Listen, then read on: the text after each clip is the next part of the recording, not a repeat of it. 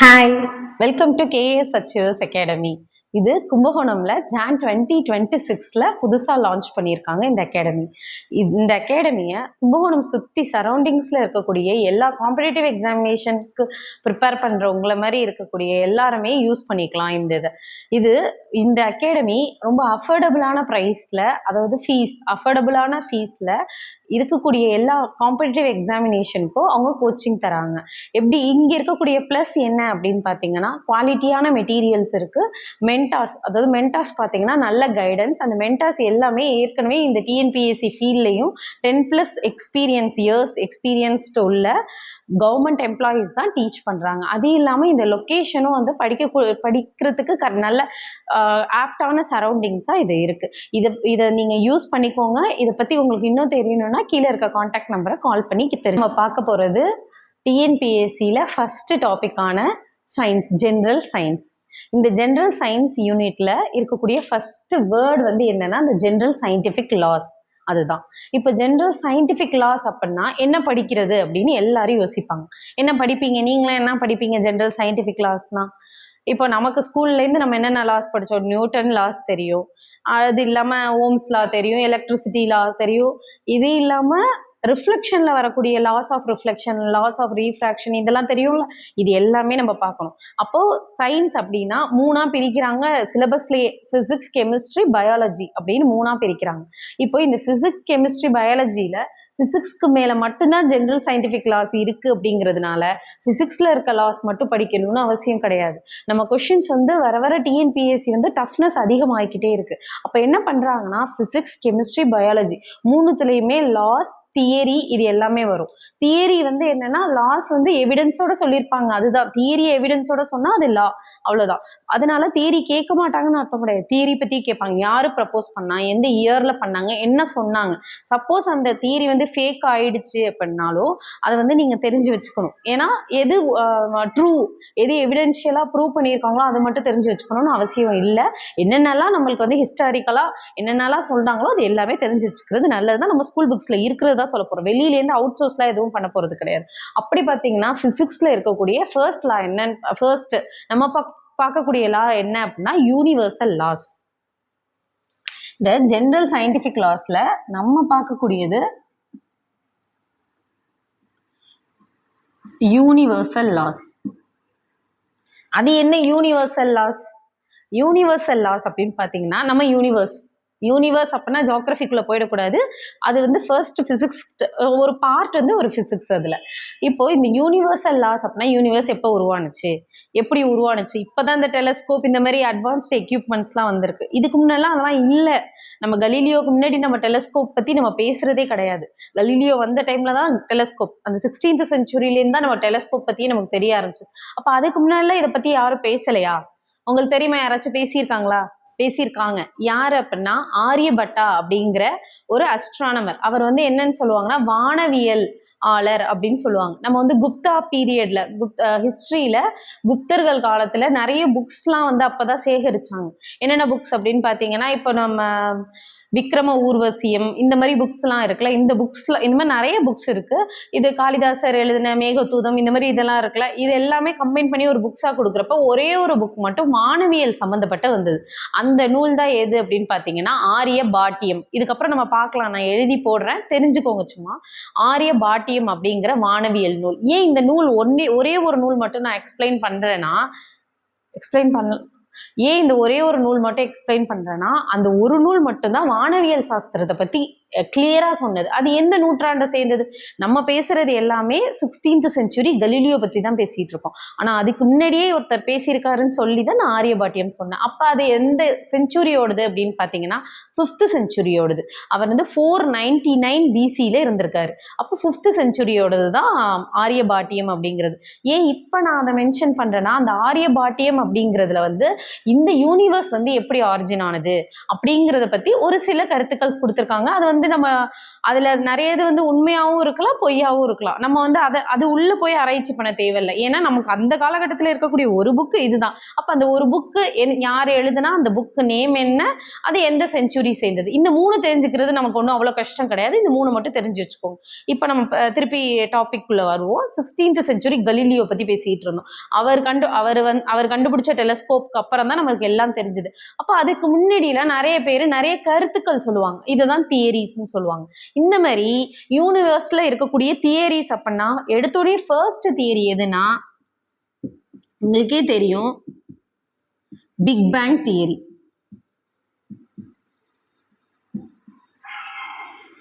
தமிழ்ல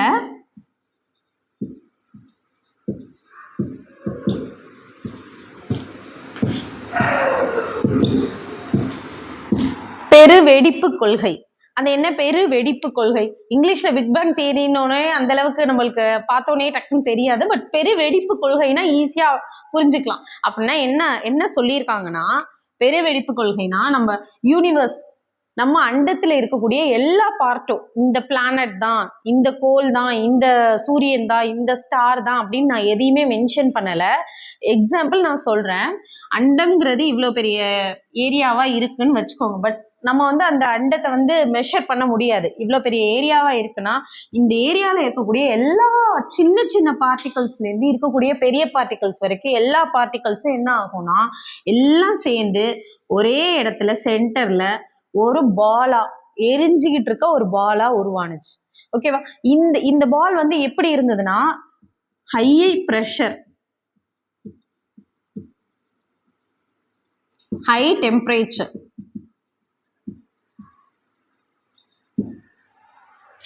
அதீத வெப்பத்தோடையும் அதீத அழுத்தத்தோடையும் இந்த பால் வந்து இருக்கக்கூடிய எல்லா பொருளையும் சேர்த்துக்கிட்டு அது வந்து ரொட்டேட் ஆகிக்கிட்டு இருந்துச்சு. இது என்ன, ஏன் எல்லாத்தையும் சேர்த்துது அப்படின்னு பார்த்தீங்கன்னா, இது உள்ள இருக்கக்கூடிய அந்த கிராவிடேஷனல் ஃபோர்ஸ் வந்து அதிகமாக இருந்ததுனால இருக்கக்கூடிய எல்லா பார்ட்டிகளையும் தனக்குள்ள எடுத்துக்கிட்டு அது அந்த அளவுக்கு அவ்வளோ ஸ்பீடாக ரொட்டேட் ஆகிக்கிட்டு இருந்திருக்கு. ஒரு ஒரு ஒரு ஒரு ஒரு ஒரு மினிட்ல என்ன ஆயிடுச்சுன்னா இந்த ஹை ப்ரெஷர் ஹை டெம்பரேச்சர்ல இருக்கக்கூடிய பால் வந்து அப்படியே எக்ஸ்ப்ளோட் ஆயிடுச்சு. அப்படியே எக்ஸ்ப்ளோட் ஆகி இது எல்லாமே வேற வேற டைரக்ஷன்ல சைஸ் டிஃப்ரெண்ட் பார்ட்டிகல்ஸா, அதாவது அங்கங்க போய் அதுவும் ரொட்டேட் ஆக ஆரம்பிச்சிச்சு. அப்படி ரொட்டேட் ஆகி இது இப்ப இருக்கக்கூடிய நம்ம பிளானட்ஸ் பார்க்குறோம், சன் பார்க்குறோம்.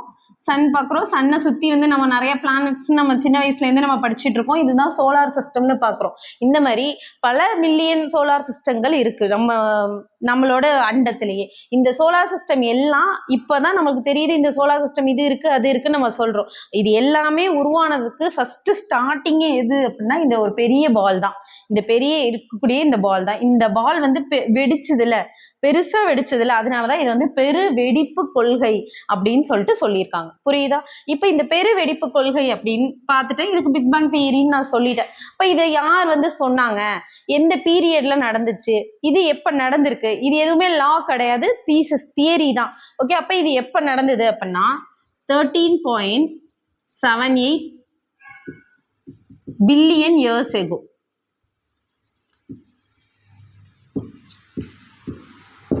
இந்த பிக் பேங் தியரி நம்ம கேட்டாங்கன்னா இந்த 13 பாயிண்ட் மட்டும், இந்த 7-8லாம் ஞாபகம் வச்சுக்கணும்னு அவசியம் இல்லை. டிஎம்பிஎஸ்சி பொறுத்த வரைக்கும் இந்த மாதிரி கிறிஸ்பா தெரிஞ்சு வச்சுக்கோங்க.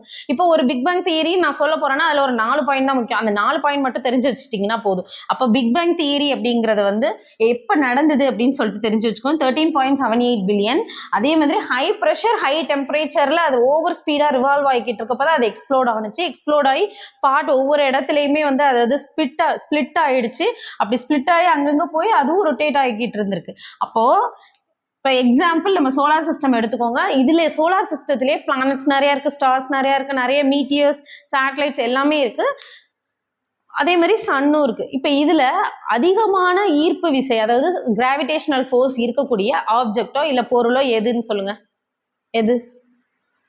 சன் தான். ஓகே, ஏன் சன் தான் வந்து அதிகமான கிராவிடேஷனல் ஃபோர்ஸ் இருக்கு அப்படின்னா, இந்த சன்லேருந்து பிரிஞ்சு இது எப்படி இங்க பெருவெடிப்பு கொள்கைன்னு நம்ம ஒன்று பார்த்தோம், அது எக்ஸ்ப்ளோர்ட் ஆனிச்சுன்னா அந்த மாதிரி சன்லேருந்து எக்ஸ்ப்ளோர்ட் ஆன பார்ட்டு தான் நம்ம சோலார் சிஸ்டம்குள்ள ரிவால்வ் ஆகிக்கிட்டு இருக்கு. ஓகேவா? அதனாலதான் இந்த பொருட்கள் எல்லாமே இது நம்ம சோலார் சிஸ்டம்னு நான் ஏன் வந்து உரிமையோட சொல்றேன்னா, இது மாதிரி பல சோலார் சிஸ்டம் இருக்கு. அதுக்கு ஏரியா மாதிரி பிரிச்சுட்டு அதுக்குள்ளதான் இருக்கும். ஏன் அப்படி இருக்கு அப்படின்னு பாத்தீங்கன்னா, இந்த சன்லேருந்து பிரிஞ்சு போன பார்ட் தான் இது. அப்ப சன்னோட கிராவிட்டிக்கு ஏத்த மாதிரி தான் அதுக்குள்ளேயே சுத்திட்டு இருக்கும். இப்போ பக்கத்துல ஒரு சோலார் சிஸ்டம் இருக்கு. அந்த சோலார் சிஸ்டம்ல இருக்கக்கூடிய ஒரு பார்ட் வந்து இங்க ரிவால்வ் ஆகுமானா ஆகாது. ஆனா டச் பண்ணிட்டு போகும். அதோட ஆர்பிட் இந்த வழியா வர்றதுனால டச் பண்ணிட்டு போக சான்ஸ் இருக்கு. பட் இதை வந்து ரிவால்வ் பண்ணணும்னு அவசியம் கிடையாது. ஏன்னா இது எல்லாத்துக்கும் காரணம் இந்த பெருவெடிப்பு கொள்கை தான். ஓகே, நெக்ஸ்ட் இந்த பெருவெடிப்பு கொள்கை அப்படிங்கிறது வந்து எந்த பில்லியன் இயர்ஸ் எகோ வந்து சொல்லியிருக்காங்க அப்படின்னு தெரிஞ்சுக்கோங்க. இது எதை வச்சு எவிடென்ஷியலா ப்ரூவ் பண்ணாங்க அப்படின்னு தெரிஞ்சுக்கணும்.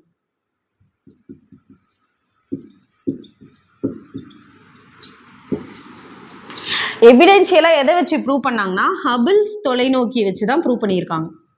Hubble's telescope.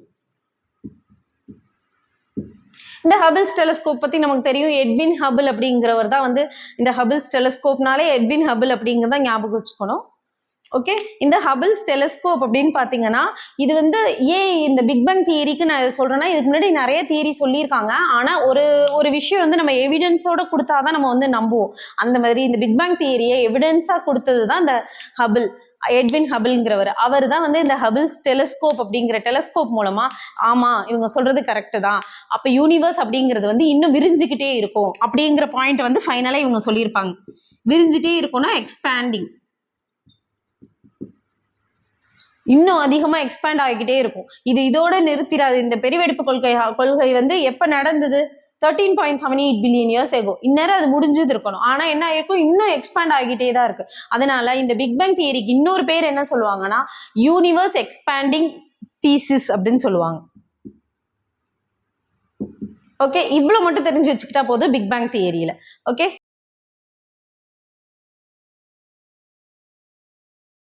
நியூட்டன்ஸ் லா அதை நம்ம ஃபர்ஸ்ட்ல இருந்தே தெரியும். நியூட்டன்ஸ் லா, ஐன்ஸ்டைன், நெக்ஸ்ட்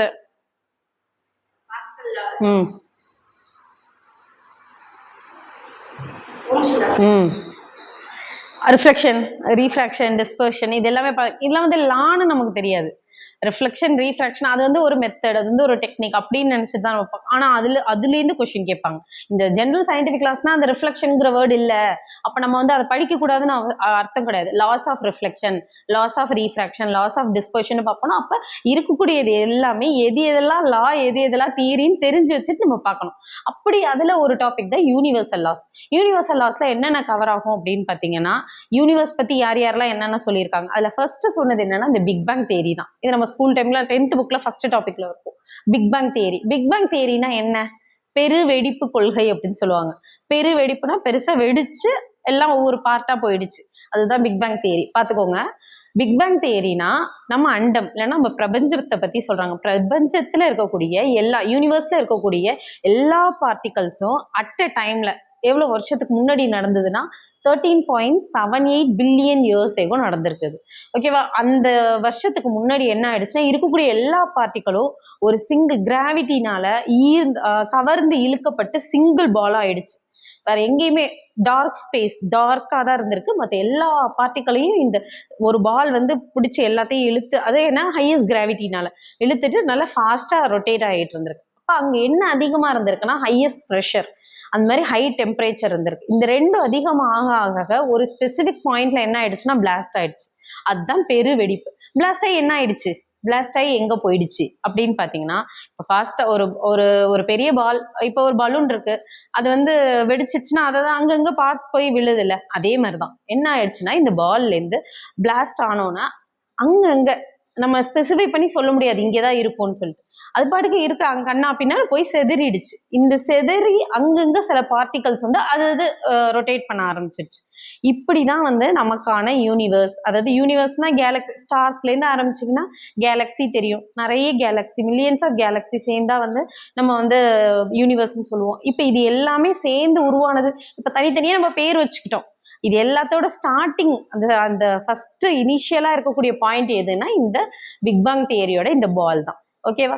இந்த பிக் பேங் தியரி வந்து இந்த மாதிரி யார் ஃபர்ஸ்டே ஒருத்தர் சொல்லியிருப்பாருல்ல, 1927ல லெமைட்டர் அப்படிங்கிறவர் சொல்லியிருக்காரு. ஓகேவா? நம்ம வந்து பிக் பேங் தியரினா நீங்க அதை நம்ம ஸ்கூல்ல படிச்ச மாதிரி எல்லாமே எழுதணும்னு அவசியம் இல்லை. ஒரு 4 பாயிண்ட், எல்லா தியரி எல்லா லாக்கும் ஒரு 4 பாயிண்ட் தான் இம்பார்ட்டண்டா இருக்கும். மோஸ்டா சயின்ஸுங்கிறதுனால அதுக்கு டயக்ராமேட்டிக் ரெப்ரசன்டேஷனோட ஞாபகம் வச்சுக்கிட்டீங்கன்னா ரொம்ப ஈஸியா டக்குன்னு மறக்காது. நமக்கு இந்த பாயிண்ட்லாம் மறந்துடும். இந்த டயக்ராம் ஞாபகம் இருக்கும். அதுக்காக தான் டயக்ராமேட்டிக் ரெப்ரசன்டேஷன். இல்லைனாலும் நீங்க கொண்டு வாங்கன்னு நான் சொல்றேன். ஓகே, அப்படி பாத்தீங்கன்னா லெமைட்டர் அப்படிங்கிறவர் தான் 1927ல இந்த பிக் பேங் தியரியை ப்ரப்போஸ் பண்ணாரு, ஸ்டார்ட் பண்ணாரு. அதுக்கு எவிடென்ஷியலா ப்ரூவ் பண்ணது யாருன்னா ஹபிள், எட்வின் ஹபிள் அப்படிங்கிறவர் தான் எவிடென்ஷியலா ப்ரூவ் பண்ண. இந்த மாதிரி பல பேர் பல கருத்துக்களை வந்து யூனிவர்ஸ் பத்தி சொல்லியிருக்காங்க. ஆனா நமக்கு இப்ப தெரிஞ்சது என்ன? பிக் பேங் தியரி தான் நம்ம அக்செப்ட் பண்ணிக்கிறோம். ஏன்னா அது வந்து எவிடென்ஷியல் ப்ரூஃப் இருக்கு நம்ம கையில. அதுக்காக தான் நம்ம இதை ஃபர்ஸ்ட் சொல்றோம். இதுக்கு முன்னாடியே ஒருத்தர் சொல்லியிருக்காரு, இது 1927ல ப்ரப்போஸ் பண்ணியிருக்காரு. இதுக்கு முன்னாடியே யார் சொல்லியிருக்காங்க அப்படின்னு பாத்தீங்கன்னா, நம்ம குப்தா பீரியட்ல வானவியலாளர் ஒருத்தர் இருப்பார். அதை நீங்க கேள்விப்பட்டிருக்கலாம். பேர் சொன்னா டக்குன்னு புரிஞ்சுக்குவீங்க. அவரோட ஞாபகத்தினாலதான் நம்மளோட ஃபர்ஸ்ட் சேட்டலைட் பேருக்கு அந்த பேர் வச்சாங்க. ஆரியபட்டா கேள்விப்பட்டிருக்கீங்களா? அந்த ஆரியபட்டா அப்படிங்கிறவர் இந்தியாவோட வானவியலாளர். ஓகேவா? அவர் வந்து குப்தர்கள் காலகட்டத்துல வாழ்ந்த ஒரு வானவியலாளர். அவர் பீரியட் என்னன்னு பாத்தீங்கன்னா 5th century, 499 அப்படின்னு போட்டிருப்பாங்க. ஓகேவா? ஏடி அவரு இப்ப என்ன அண்டத்தை பத்தி ஒரு கொள்கை, யூனிவர்ஸ் பத்தி, கேலக்சி பத்தி ஒரு கொள்கை சொல்லியிருக்காரு. ஆனா அவர் மெயினா சொன்னது என்ன அப்படின்னு பாத்தீங்கன்னா, நம்ம ஜியோசென்ட்ரிக் தியரின்னு பார்ப்போம்ல, என்னன்னா பூமியை மையத்தை வச்சு மத்த எல்லாமே சுத்துதுன்னு சொன்னாங்க. அப்படி அவர் சொல்லியிருக்காரு. ஆனா அது உண்மை கிடையாது இப்போ. அதனாலதான் நான் அதை ஃபர்ஸ்ட் சொல்லாம இதை ஃபர்ஸ்ட் சொல்றேன். அவர் பீரியட் தான் ஃபர்ஸ்ட், இவர் பீரியட் செகண்ட் தான். பட் அவர் பீரியட் நான் சொன்னதுக்கு அவர் சொல்லாம இவர் சொல்றதுக்கு ரீசன் என்னன்னா இந்த எவிடென்ஷியல் ப்ரூஃப், அவ்வளவுதான். அப்ப எதை வச்சு ப்ரூஃப் பண்ணாங்க? எவிடென்ஷியலா ப்ரூஃப் இருக்குன்னா எதை வச்சு பண்ணாங்க? இந்த ஹபிள்ஸ் டெலஸ்கோப் வச்சு. அதை கண்டுபிடிச்சது யாரு? Edwin Hubble. ஓகேவா? அதனாலதான் இது வந்து நம்ம ஃபர்ஸ்ட் எடுத்தோடனே யூனிவர்ஸ்னு ஒண்ணு பார்த்தாலே நமக்கு ஃபர்ஸ்ட் ஞாபகம் வருது இந்த பிக் பேங் தியரி. ஏன் அப்படின்னா அது வந்து இவ்வளவு வருஷத்துக்கு முன்னாடி நடந்தது, அது கொடுத்தது இவரு, அதுக்கு எவிடென்ஷியல் ப்ரூஃப் இருக்கு. எது மூலமா எவிடென்ஷியலா ப்ரூவ் பண்ணியிருக்காங்க அப்படின்னு தெரிஞ்சு வச்சுக்கோங்க. நெக்ஸ்ட் 4வது பாயிண்ட் என்ன? Expanding thesis. எக்ஸ்பேண்டிங்னா என்ன? இப்ப இந்த மாதிரி ஆரம்பிச்சது இல்ல, இப்ப இது முடிஞ்சிடுச்சா அப்படின்னா இல்ல, இன்னும் எக்ஸ்பேண்ட் ஆகிக்கிட்டே இருக்கு. எக்ஸாம்பிள் நான் சொல்றேன், முடிவு கிடையாது, நம்ம பிரபஞ்சத்துக்கு முடிவே கிடையாது. இந்த மாதிரி ஒரு பார்ட் நான் ஏன் போட்டிருக்கேன்னா நமக்கு புரிதலுக்காக போட்டிருக்கேன். சப்போஸ் வந்து இதுக்குள்ளதான் இந்த 13.78 பில்லியன் இயர்ஸ் முன்னாடி இவ்வளவு சின்ன ஏரியால சிதறி காணப்பட்ட அந்த பிரபஞ்சம் வந்து இப்ப இதே ஏரியால இருக்கா அப்படின்னா கிடையாது. அது எக்ஸ்பேண்ட் ஆகிக்கிட்டே இருக்கு, விரிவடைஞ்சுக்கிட்டே இருக்கு. இதுதான் பிக் பேங் தியரி சொன்னக்கூடிய 4 பாயிண்ட். ஓகேவா? புரியுதா? இப்போ பிக் பேங் தியரினா இதை தவிர வேற எதுவும் வரவே வராது, நமக்கு கொஸ்டின்ஸ்ல எதுவும் வராது. அது மாதிரி நீங்க ப்ரிலிம்ஸ் படிக்கிறப்பயே மெயின்ஸ்க்கும் சேர்த்து நம்ம படிக்க ஆரம்பிச்சிடணும். ஏன்னா 2க்கும் சரி 1க்கும் சரி மெயின்ஸ் வந்து கம்பல்சரி. இப்போ எடுத்தோடனே நம்ம 2க்கு படிச்சா குரூப் 4 ஆட்டோமேட்டிக்கா கிளியர் ஆயிடும். நீங்க இதை தான் படிச்சுட்டு இதுதான் ஃபோக்கஸா வச்சு போங்கன்னு நான் சொல்ல வரல. ஏன் மெயின்ஸ் படிக்க சொல்றேன்னா, மெயின்ஸ்க்கு ரொம்ப கம்மியான குரூஷியல் டைம் தான் இருக்கும். அதுல வந்து நம்ம மெயின்ஸ்க்குன்னு தனியா திருப்பி ஸ்டார்ட் பண்ண முடியாது. இப்போ பிக் பேங் தியரினா இந்த 4 பாயிண்ட்னா மெயின்ஸ்க்கும் இதே பிக் பேங் தியரி பத்தி கேட்கறாங்க, இப்பெல்லாம் தனியா ஸ்பெசிஃபை பண்ணி கேட்க மாட்டாங்க, யுனிவர்சல் லாஸ்ன்னு கேட்டுருவாங்க. நீங்க இது தனியா பிக் பேங் தியரின்னு எழுதி இந்த 4 பாயிண்ட் எழுதி உங்களுக்கு தெரிஞ்ச ஒரு டயக்ராம் போட்டாலே அதுக்கான மார்க் வந்து அவங்க ப்ரொவைட் பண்ணிடுவாங்க. ஓகேவா? இவ்வளவுதான் வந்து பிக் பேங் தியரி. நோட் பண்ணிக்கிறீங்களா?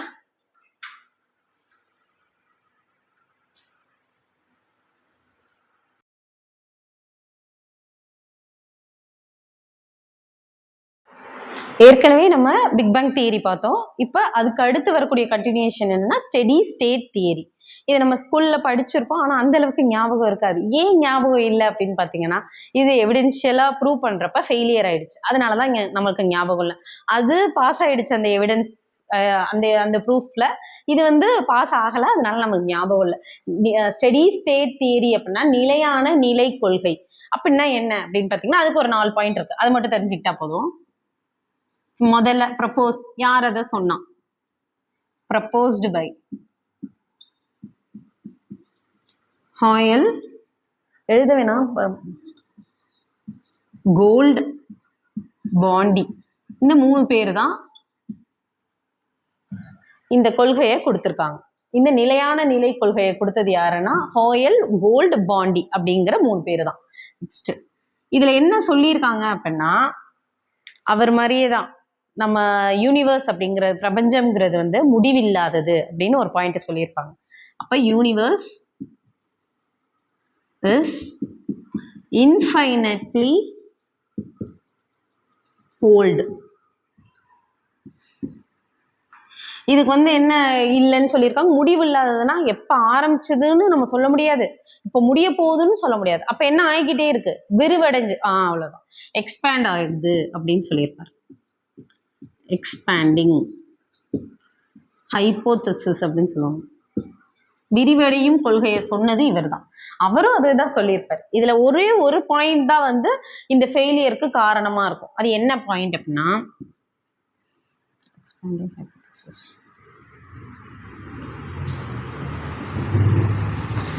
Constant pressure density.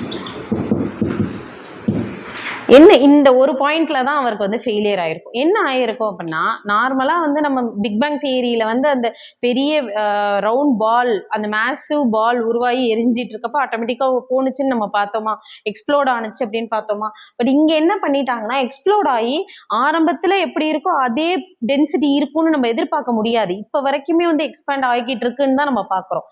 ஆரம்பத்துல 13.78 பில்லியன் இயர்ஸ் எகோ எப்படி இருந்ததோ அதே டென்சிட்டி தான் இப்பயும் இருக்கு, அதே ப்ரெஷர் தான் இப்பயும் இருக்குன்னு நம்மளால சொல்ல முடியாது. அது சேஞ்ச் ஆகிக்கிட்டே இருக்கு. எக்ஸ்பேண்ட் ஆக ஒண்ணு குறையும் இல்ல அதிகமாகும், இந்த மாதிரி எக்ஸ்பேண்ட் ஆகிட்டே இருக்கும். பட் இந்த மாதிரி சேஞ்ச் ஆகிக்கிட்டே இருக்கும். பட் இவர் என்ன சொல்லிட்டாங்க, இந்த 3 பேர் என்ன சொல்லிட்டாங்கன்னா, இந்த கொள்கையில நிலையான நிலை, அது கான்ஸ்டன்ட், நிலையான டென்சிட்டி, நிலையான அழுத்தம், நிலையான அதாவது கான்ஸ்டன்ட் ப்ரெஷர் இருக்கும். எப்ப வந்து அது எக்ஸ்பேண்ட் ஆனாலும் ஸ்டார்ட் பண்ண டைம்ல என்ன இருந்ததோ அதுதான் இப்பயும் இருக்கு, இதுக்கப்புறமும் இருக்கும் அப்படின்னு சொல்லிட்டாங்க. இது வந்து என்ன ஆயிடுச்சுன்னா, இதனால இந்த ஒரு பாயிண்ட்னாலதான் இது ஃபெயிலியர்ல வந்துச்சு. அப்போ எப்படி அவங்க எவிடென்ஷியல் ப்ரூஃப் கொடுத்தாங்க அப்படின்னா, எட்வின் ஹபிள் டெலிஸ்கோப் வச்சுதான் பிக் பேங் தியரி எவிடென்ஷியல் ப்ரூஃப்னா நம்ம பார்த்தோம், இதெல்லாம் நடந்திருக்கு அப்படின்னு நம்ம தெரிஞ்சுக்கிட்டோம். அது இல்லாம காஸ்மிக் மைக்ரோவேவ் பேக்ரவுண்ட் ரேடியேஷன் அப்படிங்கிறது ஒரு டெக்னிக். இப்போ நம்ம உடம்புல ஏதாச்சும் ஃபால்ட்டான்னு சொல்லிட்டு சிடி ஸ்கேன், எக்ஸ்ரே இந்த மாதிரி எடுக்கிறோம்ல, இந்த மாதிரி இது வந்து ஒரு டெக்னிக். இந்த டெக்னிக் தான் இப்போ ரீசெண்டாக கண்டுபிடிச்சிருக்காங்க. இதுதான் மேஜர் டெக்னிக். இந்த டெக்னிக்கை வச்சு தான் பிக் பேங் தியரி அப்படிங்கிறது வந்து சக்ஸஸ்லையும், இந்த ஸ்டெடி ஸ்டேட் தியரி அப்படிங்கிறது ஃபெயிலியர் ஆனது அப்படிங்கிறது கன்ஃபார்ம் பண்ணியிருக்காங்க. அப்போ இது என்ன பண்ணுது, இந்த காஸ்மிக் மைக்ரோவேவ் பேக்ரவுண்ட் ரேடியேஷன் என்ன பண்ணுதுன்னா, காஸ்மிக்னா நம்ம பிரபஞ்சம்ல இருக்கக்கூடிய அந்த அந்த சன் சம்பந்தப்பட்ட இதை தான் நம்ம சொல்றாங்க. அப்போ 13.78 பில்லியன் இயர்ஸ்க்கு முன்னாடி நடந்த ஒரு வெடிப்போட அதிர்வு இப்போ வரைக்குமே தெரியுது. அந்த இந்த மைக்ரோவேவ் இருக்குல்ல, அது இப்போ வரைக்குமே நமக்கு தெரியுது. ஓகேவா? அப்படி தெரியறதுல நமக்கு என்ன எக்ஸ்ட்ராவா தெரியுதுன்னா, 2 இம்பார்ட்டண்ட்டான கேஸஸ் இப்போ இந்த நம்ம பிரபஞ்சத்தை ஃபுல்லா வந்து ஆக்குப்பை பண்ணியிருக்கு. அந்த 2 கேஸஸ் என்னன்னா, ஒன்னு ஹீலியம், இன்னொன்னு ஹைட்ரஜன். நம்ம சன் அப்படின்னு பார்த்தாலே இந்த 2 தான் ரொம்ப முக்கியமான கேஸஸ். சன்ல இருக்கக்கூடிய முக்கியமான கேஸஸ் இதுதான், இந்த 2 கேஸஸ் தான். இந்த 2 கேஸ் வந்து நம்ம பிரபஞ்சம் ஃபுல்லாவே ஆக்குப்பை ஆனதுக்கு முக்கியமான காரணமே அந்த 13.78 பில்லியன் இயர்ஸ்க்கு முன்னாடி நடந்த பிக் பேங் தியரி தான் அப்படிங்கிறத கண்டுபிடிச்சதே இந்த டெக்னிக் தான். அப்போ இந்த டெக்னிக் தான் ஸ்டெடி ஸ்டேட் தியரி ஃபெயிலியர் அப்படின்னு டிஸ்அப்ரூவ் பண்ணது, பிக் பேங் தியரி வந்து சக்சஸ் ஆயிருக்கு அப்படின்னு அப்ரூவ் பண்ணுது. ஓகேவா? அப்ப எதை வச்சு, ஹபிள்ஸை மட்டும் வச்சு, டெலஸ்கோப்பை மட்டும் வச்சு முன்னாடி என்ன நடந்ததுங்கிறத நமக்கு படுத்திக்க முடியாது. ஆனா நம்ம இதுக்கு முன்னாடி ஒரு 10 இயர்ஸ்க்கு முன்னாடி நம்ம புக்ல எல்லாம் இந்த வார்த்தைகள் இருக்காது. அப்போல்லாம் நம்ம ஹபிளை வச்சு அவங்க வந்து எவிடென்ஷியல் ப்ரூஃப் கொடுத்துட்டாங்க அப்படின்னு பார்த்துட்டோம். பட் இப்போ என்னன்னா, இந்த வேர்டை வச்சு, இந்த டெக்னிக் வச்சு தான் வந்து எவிடென்ஷியலா ட்ரூ ஆயிருக்கு, எவிடென்ஷியலா ஃபால்ஸ் ஆயிருக்கு அப்படிங்கறத கண்டுபிடிச்சிருக்காங்க.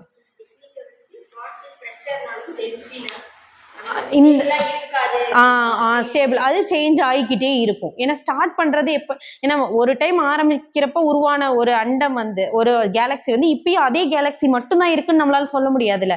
கேலக்சி எக்ஸ்பேண்ட், அதுதானே நம்மளோட ஃபர்ஸ்ட் பாயிண்ட். எக்ஸ்பேண்டிங் தீசஸ் தான் அதுக்கும் இதுவும். ஓகேவா? அப்ப எக்ஸ்பேண்டிங்னா நடந்துகிட்டே இருக்கும். இன்னும் எவ்வளவோ வேணாலும் இன்னும் நம்ம இந்த இயரை மாத்திக்குவோம். நம்ம ஆக்சுவலா பிக் பேங்ல வந்து 13 மில்லியன் இயர்ஸ்னு பார்த்தோம்ல, அது இன்னும் ஒரு 100 பில்லியன் இயர்ஸ்க்கு அப்புறம் நம்ம அந்த இயர்ஸை மாத்தி நம்ம பார்ப்போம். ஓகேவா, புரியுதா உங்களுக்கு? அப்போ இதுக்கு முன்னாடி நம்ம பார்த்தது வந்து பிக் பேங் தியரி, இப்போ பார்த்தது வந்து ஸ்டெடி ஸ்டேட் தியரி. இந்த ரெண்டு மட்டும் தியரி நல்லா தெரிஞ்சு வச்சுக்கோங்க. ஏன்னா மொதல் 2 தியரியுமே கொஞ்சம் ஒரே மாதிரி இருக்கும். இப்போ அடுத்து பார்க்கக்கூடிய 2 தியரியும் ஒரே மாதிரி இருக்கும்.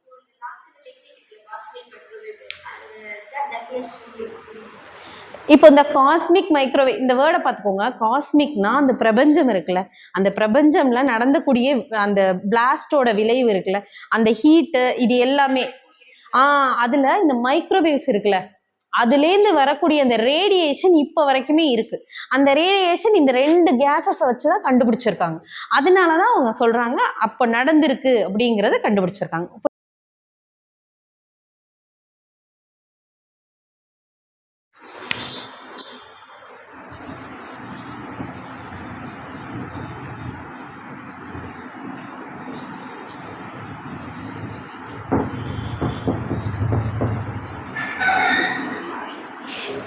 ஜியோசென்ட்ரிக். இதுக்கு முன்னாடி நம்ம big bang theory, steady state theory பார்த்தோம். இப்போ பார்க்க போகிறது ஜியோசென்ட்ரிக் தியரி. ஜியோசென்ட்ரிக் தியரி அப்படின்னா தமிழ்ல புவி மைய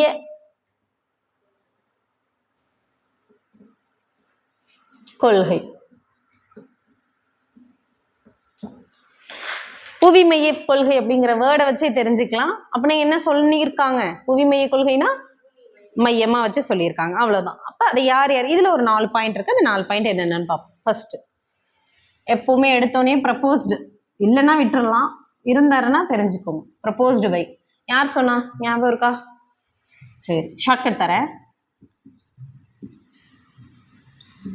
Ptolemy. Propose by Ptolemy. Next second one எப்ப சொன்னார் அப்படின்னா செகண்ட் செஞ்சுரின்னு சொல்லியிருப்பார். ஓகே, நெக்ஸ்ட் இவர் என்ன சொல்லியிருப்பாருன்னா புவி மையம்னா பூமி தான் சென்டர். சென்டர்ல எர்த்து, அதர் பிளானட்ஸ்ல என்ன பண்ணுது, அதை ரிவால்வ் பண்ணுது அப்படின்னு சொல்லியிருக்காங்க. பிளானட்ஸ் மட்டும் இல்ல, ஸ்டார்ஸ் எல்லாமே.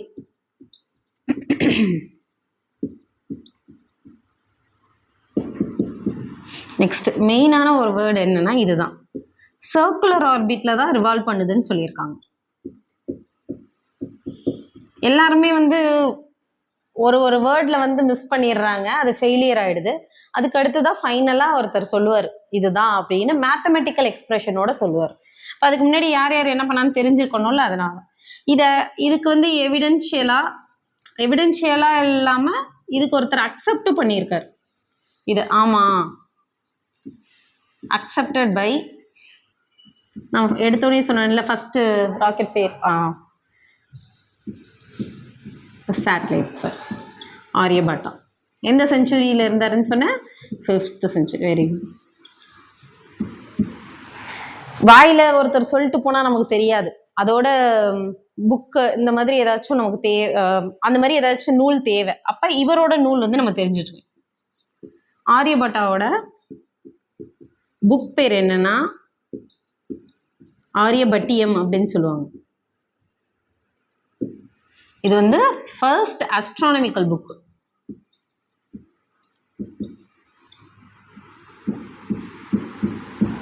குப்தா பீரியட்ல இருந்த one and only astronomical book இது. இன்னொருத்தர் இருந்தாரு, பட் இவங்களோடது தான் வந்து அதிகமா பேசப்பட்டது. அதனால இந்த புக் ரொம்ப முக்கியமானது. இப்போ ஏன் இந்த புக்கை பத்தி நான் போட்டிருக்கேன் அப்படின்னா, இந்த புக்ல தான் இவர் தாலமி சொன்னதை வந்து சொல்லியிருப்பார், ஆமா அப்படின்னு அக்செப்ட் பண்ணியிருப்பாங்க. ஓகே, இப்போ நம்ம லைனா பார்ப்போமா? ஜியோசென்ட்ரிக் தியரி டயக்ராம், ஏன்னா இது ஃபெயிலியர் தான், பட் டயக்ராம் தெரிஞ்சு வச்சுக்கணும் நம்ம.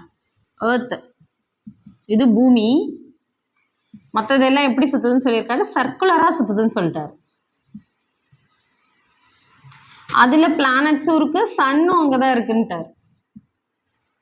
ஓகே, இப்ப என்னன்னா இவர் சொன்னதுல என்ன தப்பா சொல்லியிருக்காரு, இவர் அவரோட கொள்கையை சொல்லியிருக்காரு, பட் நமக்கு தெரியும்ல இப்ப ஏதோ ஒண்ணு மட்டும் தப்பா இருக்கு. என்ன அதுல தப்பா இருக்கு, இந்த வேர்ட்ல இந்த பாயிண்ட்ல சொல்லுங்க.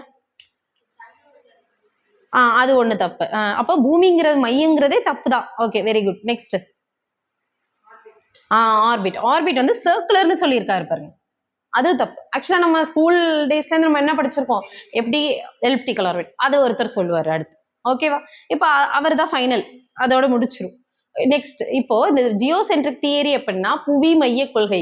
பூமியை மையமா வச்சுக்கிட்டு மற்ற பிளானட்ஸ் எது உட்பட சூரியன் உட்பட மற்ற எல்லாமே வந்து சர்க்குலரா வட்டமான ஆர்பிட்ல வந்து ரிவால்வ் பண்ணுது அப்படின்னு சொல்லியிருக்காங்க. யாரு?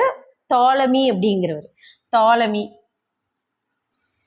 இது வந்து எப்படி ஞாபகம் வச்சுக்கணும்னா, பூமி தானே, பூமி ரவுண்டா தானே இருக்கும்.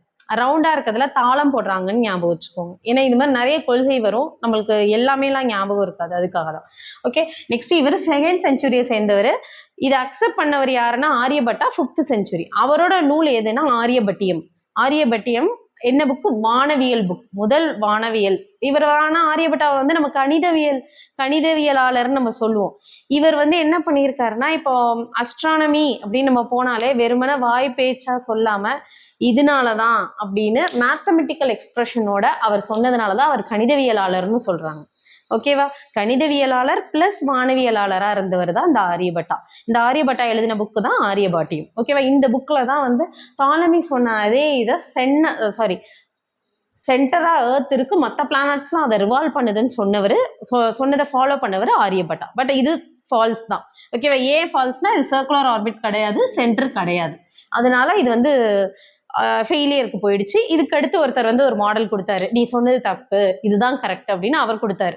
அதுல இந்த 2 இதுல ஒண்ணு மட்டும் கரெக்ட் பண்ணிட்டாரு, ஒரு இதை அப்படியே வச்சுட்டாரு. ஓகேவா? அது யாருன்னு பார்ப்போமா? நெக்ஸ்ட்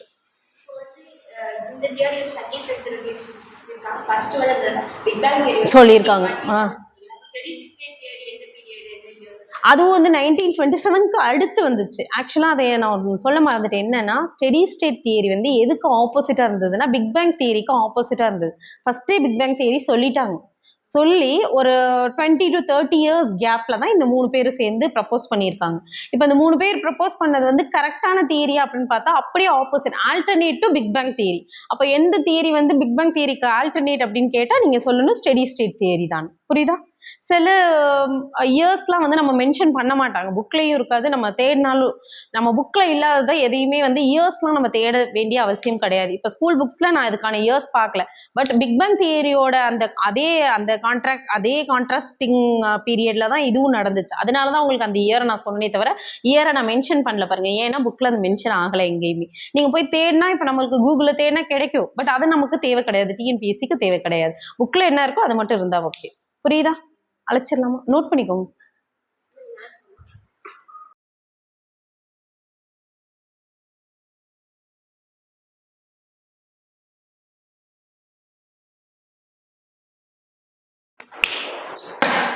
இதுக்கு முன்னாடி நம்ம பார்த்தது ஜியோசென்ட்ரிக் தியரி, அது 2nd செஞ்சுரியில பார்த்தோம். இதுக்கு அடுத்து ஒருத்தர் ஒரு தியரி கொடுத்துருக்காரு, அதுதான் வந்து ஹீலியோசென்ட்ரிக் தியரி. ஹீலியோ அப்படிங்கிற டேர்மோட மீனிங்கே சூரியன் தான். இதுக்கப்புறம் இந்த ஹீலியோங்கிற வேர்டை பார்ப்பீங்க, அதுக்காக தான் இந்த வேர்ட் டேர்ம் அந்த இது சொல்லிட்டேன். ஃபர்ஸ்ட் இவங்க என்ன சொல்லியிருக்காங்க அப்படின்னா, ஃபர்ஸ்ட் ப்ரப்போஸ்டு, இதுக்கு ஒரு 4 பாயிண்ட்ஸ் இருக்கு. ப்ரப்போஸ்டு பை யாரு? நிக்கோலஸ் கோப்பர்னிக்கஸ் அப்படிங்கிறவர் தான் சொல்லியிருப்பாரு. நிக்கோலஸ் கோப்பர்னிக்கஸ், ஷார்ட்கட் சொல்றேன்.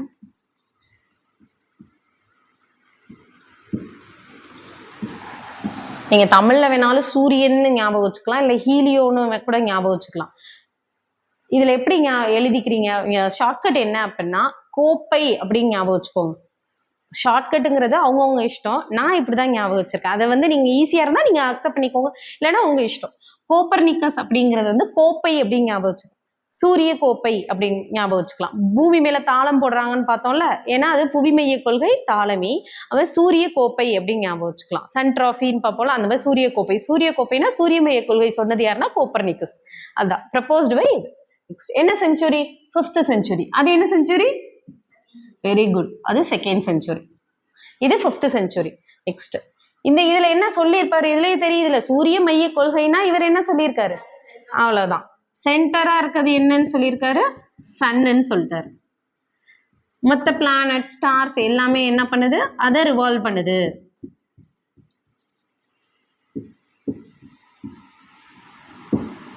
இவர் கரெக்டா சொன்னா இதோடய நம்ம நிப்பாட்டி இருந்திருக்கலாம். ஆனா இதுக்கப்புறமா முக்கியமான ஒருத்தர் வந்து மேத்தமெட்டிக்கலா ப்ரூவ் பண்ணி சொன்னாருன்னு சொல்லிட்டேன். அது அடுத்த அவரை தான் பார்க்க போறோம். அப்ப இவர் ஏதோ ஒன்னே மட்டும் தப்பா சொல்லியிருக்காரு. அப்ப அவர் என்ன சொல்லியிருக்காருன்னா சர்க்குலர் ஆர்பிட்ஸ்ன்னு சொல்லிடுவார். அதாவது என்னன்னா அவர் சொன்னது அவர் செகண்ட் செஞ்சுரியில சொன்னதுல இந்த ஒரு வார்த்தையை மட்டும் மாத்திட்டு மற்றதெல்லாம் சொல்லிட்டாரு. அப்ப இந்த ஆர்பிட்ஸ் மாத்தணும் அது என்ன, ஏன்னா அப்ப எந்த டெலஸ்கோப்பும் இல்லாததுனால அவங்க என்ன பண்ணிட்டாங்க, சர்க்குலர் ஆர்பிட்ஸ்ன்னு சொல்லிட்டாங்க. அப்ப இதுதான் அதோட ஃபெயிலியர். கரெக்டா? ஏன்னா இப்போ எலிப்டிக்கல் ஆர்பிட்ஸ். இப்போ இதுக்கான டயக்ராம் பார்த்தீங்கன்னா சன்னை சென்டர்னு சொல்லிட்டாங்க. அதுவே தப்பு தான், இதுவும் தப்பு தானே. சன் ஆக்சுவலாக சென்டர் கிடையாது. ஓகே, சென்டர் அது சர்க்குலர் வேற சொல்லிட்டாங்க. மற்ற பிளானட்ஸ்லாம் சன்னை சென்டராக வச்சு சர்க்குலர் ஆர்பிட்ஸில் ரிவால்வ் பண்ணுதுன்னு சொன்னது தான் சூரிய மைய கொள்கை. ஓகேவா? அப்போ ஹீலியோசென்ட்ரிக் தியரி அப்படின்னு பார்த்தீங்கன்னா ஹீலியோ அப்படிங்கிற வேர்டுக்கு மீனிங் என்னன்னா சூரியன், சென்ட்ரிக்னா சென்டர். அப்போ சூரியனை மையமாக வச்சு நட்சத்திரங்கள் கோள்கள் எல்லாமே வந்து அந்த சூரியனை மையமாக வச்சு சுற்றுது. எப்படி சுற்றுது? சர்க்குலர் ஆர்பிட்ஸில் ரிவால்வ் பண்ணியிருக்குன்னு சொன்னது யாருன்னா நிக்கோலஸ் கோப்பர்னிக்கஸ். ஏன்னா இந்த கொஷினில் நம்ம நிறைய டிஎன்பிஎஸ்சி கொஷின்ஸில் என்ன பார்க்கலாம், ஜியோசென்ட்ரிக் தியரியும் இந்த ஹீலியோசென்ட்ரிக் தியரி மேட்ச்ல கொடுத்துருவாங்க. 4 தியரி கொடுத்து யார் யாரு இப்போ நியூட்டன்லானா நியூட்டன்னு தெரிஞ்சிடும், அதனால அந்த மாதிரி கொடுக்க மாட்டாங்க.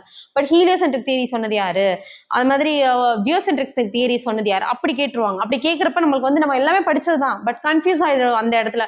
தாலமியா இல்லை கோப்பர்னிக்கஸான்னு அந்த இடத்துல கன்ஃபியூஸ் ஆகிடக்கூடாதுங்கிறதுக்காக தான் இந்த ஷார்ட்கட்.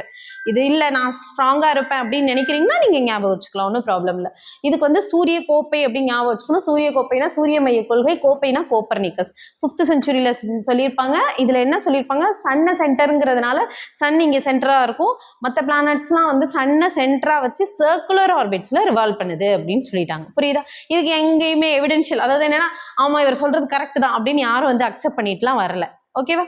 புரியுதா? எழுதிட்டீங்களா?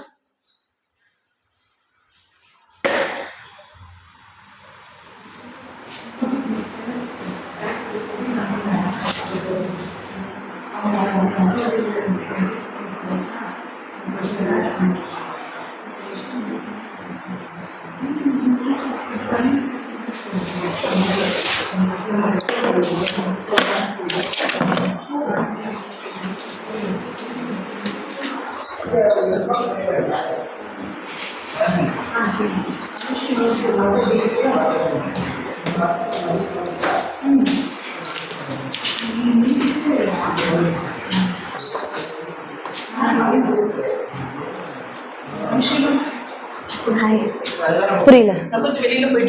ஓகே ஓகே ஓகே போயிட்டாங்க. ஓகே, இப்போ பரவாயில்லையா? ஹாஸ்பிட்டல்ல இருக்காங்க. சரி சரி, ஓகே ஓகே போயிட்டாங்க.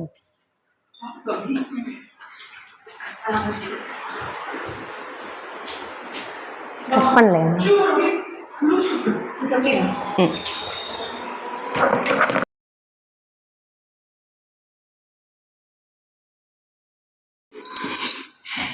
எழுதிட்டீங்களா?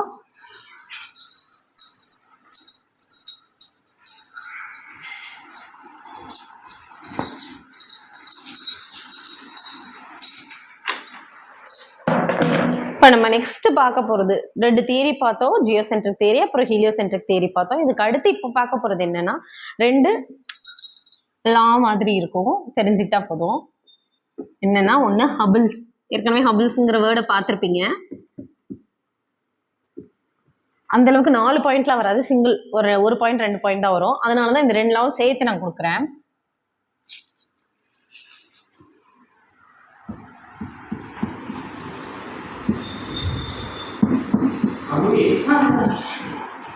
ஒன்று வந்து ஹபிள்ஸ் லா, இன்னொன்று வந்து ஹெர்ஷீஸ் லா. ஹபிள்ஸ் லாக்கு இன்னொரு பேர் என்னன்னா ஹபிள் லிமைட்டர் லா. இந்த வேர்டு எங்கேயாச்சும் நீங்க பார்த்துருக்கீங்களா? Very good. அதை ஃபர்ஸ்ட் ப்ரப்போஸ் பண்ணது இந்த லிமைட்டர் தான். அது அக்செப்ட் பண்ணி எவிடென்ஷியலா கொடுத்தது யாருன்னா ஹபிள்.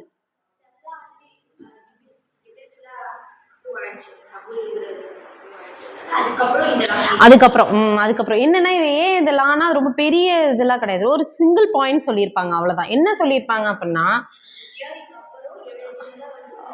ப்ரூவ் பண்ணதுக்கப்புறம் இதுதான் அப்படின்னு சொல்லி என்னன்னா அந்த பிக் பேங் வச்சு எல்லா கேலக்சிலாம் உருவாயிருக்கு அப்படின்னு சொல்லியிருக்காங்க. கேலக்சினா விண்திரள் கூட்டம்னு சொல்றாங்க. அப்போ ஒவ்வொரு கேலக்சியும் தனியா, அதாவது தனியா ரொட்டேட் ஆகிக்கிட்டு இருக்கு. இப்போ நம்ம கேலக்சி பேர் என்ன, மில்கி வே கேலக்சின்னு பார்ப்போம். நம்ம பக்கத்து கேலக்சி பேர் ஆண்ட்ரோமேடா கேலக்சி. நீங்க ஜியாகிரபில பார்ப்பீங்க இதெல்லாம். இந்த 2 கேலக்சியுமே அப்படியே இருக்கா அப்படின்னா கிடையாது. இப்போ எப்படி நம்ம சேர்லாம் இருக்கா அப்படின்னா அப்படிலாம் கிடையாது. அது பாட்டுக்கு தனியா அதுவுமே வந்து எக்ஸ்பேண்ட் ஆகுது, அதுவும் தனியா ரொட்டேட் ஆகிக்கிட்டே இருக்கு. அது உள்ள இருக்கக்கூடிய பார்ட்ஸ் ரொட்டேட் ஆகுது, அதுவும் ரொட்டேட் ஆகிக்கிட்டே இருக்கு, நகர்ந்து போய்கிட்டே இருக்கு. எந்த அளவுக்கு ஸ்பீடா, இப்ப சன் எந்த அளவுக்கு ஸ்பீடா சுத்துது நமக்கு தெரியறது இல்லை. பட் அதே மாதிரி தான் இந்த கேலக்சியும் ஸ்பீடா, அதாவது வெலாசிட்டியோட அது சுத்துது. எந்த அளவுக்கு வெலாசிட்டியில சுத்துதுங்கிறத இது வரைக்கும் யாரும் சொன்னல, இவங்க மட்டும் சொல்லியிருப்பாங்க. அதுதான் இந்த ஒரு பாயிண்ட். என்ன சொல்லியிருப்பாங்கன்னா, வெலாசிட்டி ஆஃப் மூவிங் கேலக்சி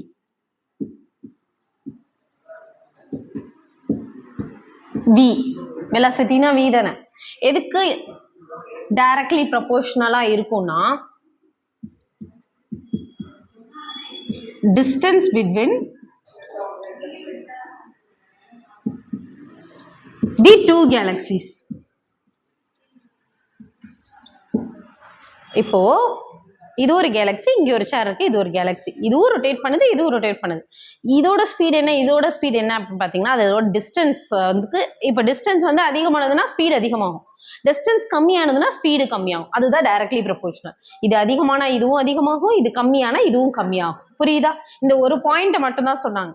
ஓகேவா? இது தெரிஞ்சு வச்சுக்கோங்க. சப்போஸ் இது யாரு ஸ்டேட் பண்ணா, யாரு இதை வந்து இந்த தீசிஸை கொடுத்தா அப்படின்னு கேட்பாங்க. அப்போ வந்து நீங்க சொல்றப்போ ஹபிள் லிமிட்டர்னு எழுதணும். ஓகேவா?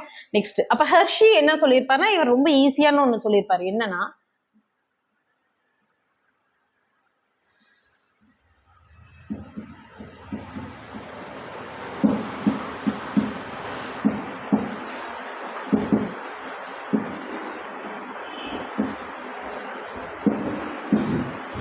எர்த்துங்கிறது நம்ம சோலார் சிஸ்டம்ல ஒரு ஸ்மால் பார்ட்னு சொல்லியிருப்பாரு. ஓகேவா? இது நம்ம நார்மலாவே எல்லாருக்கும் தெரியும், தெரிஞ்சு மட்டும் வச்சுக்கோங்க, அவ்வளவுதான். இதுவும் தெரிஞ்சுக்கோங்க, இதுவும் தெரிஞ்சுக்கோங்க. இதுல 2 பாயிண்ட், இதுல ஒரு பாயிண்ட். இது ஜென்ரலா தெரிஞ்சுக்கோங்க.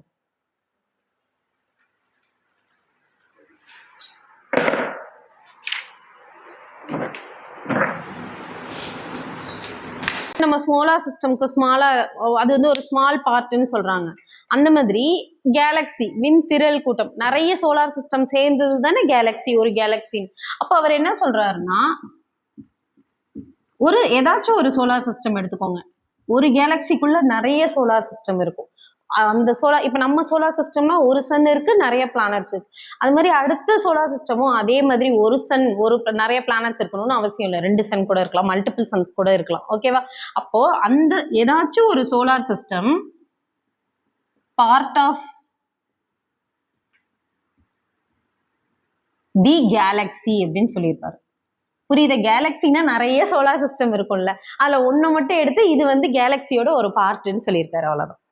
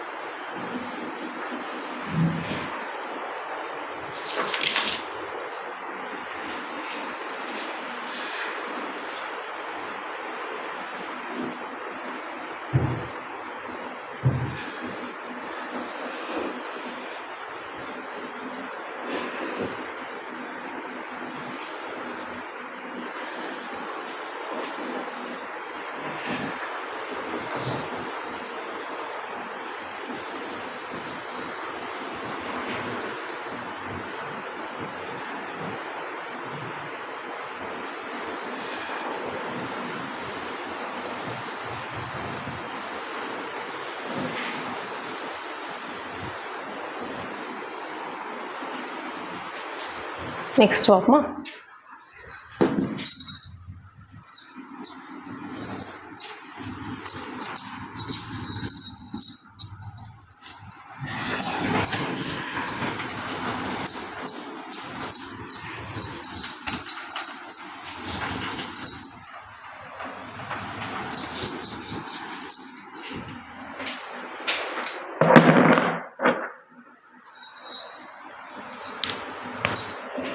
நம்ம இது வரைக்கும் பார்த்த வரைக்குமே நான் ஃபைனலாக ஒருத்தர் வந்து நல்லா எக்ஸ்பிளைன் பண்ணியிருக்காரு அப்படின்னு சொன்னேன்ல, அது யாரு அப்படிங்கிறத பார்க்கலாம். ஓகே,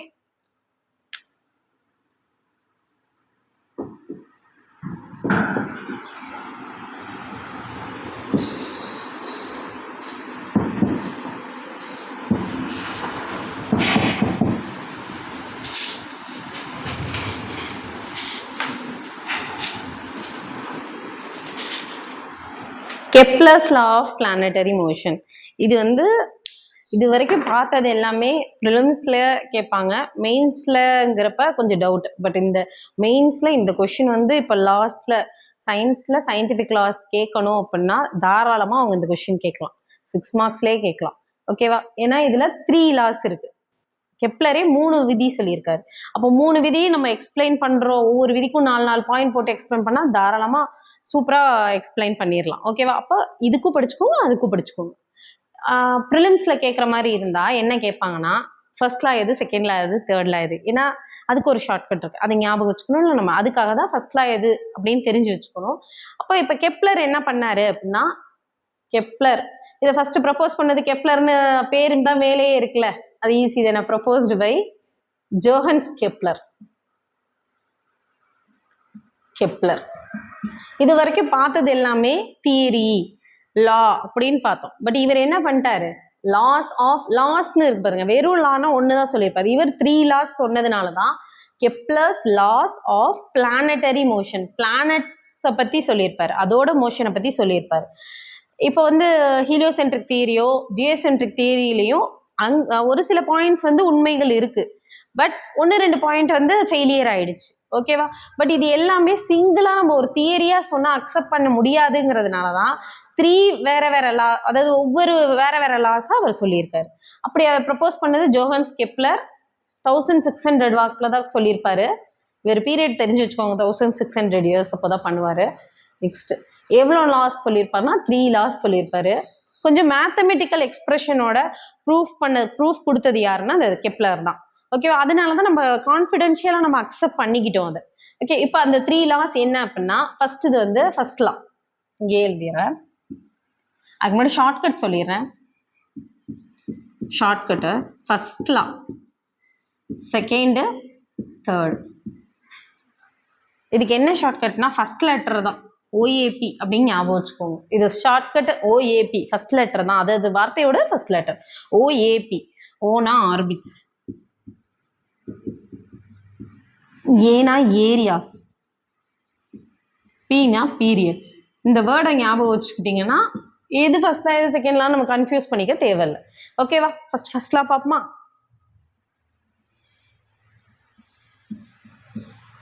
கெப்லர்ஸ் ஃபர்ஸ்ட் லா என்ன பார்த்தோம்? அதனால வந்து லா ஆஃப் ஆர்பிட்ஸ் அப்படின்னு எழுதலாம்.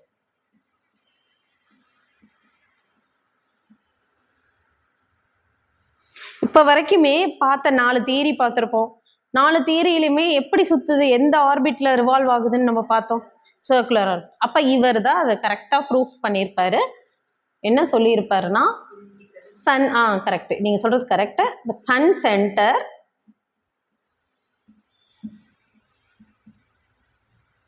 others revolved around it.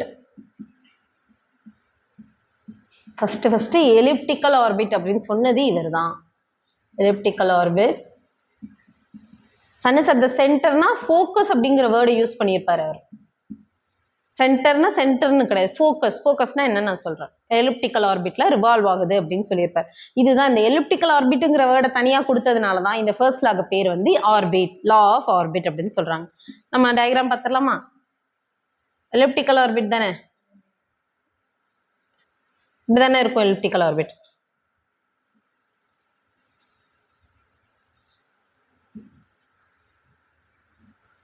Okay, சென்டர்னா இதுதானே, ஆனா இது சென்டர்ல ஃபோக்கஸ்னு வேர்ட் கொடுத்தேன். ஃபோக்கஸ்னா இந்த எண்டு இல்ல இந்த எண்டா கூட இருக்கு. ஓகேவா? ஏன்னா சன்னும் ரொட்டேட் ஆகும்.